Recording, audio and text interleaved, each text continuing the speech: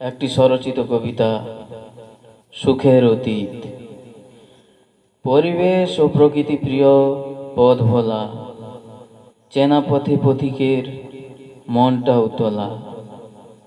যুদ্ধেতে জয় আছে, আছে পরাজয়, দেখেনি অতীতের ক্রমাগত ক্ষয়।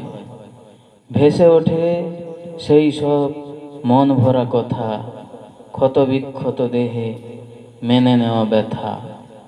প্রকৃতির চাওয়া নেই পাওয়া নেই কোনো, গাছ জল মাটি ওরা সুখী তাই এখনো।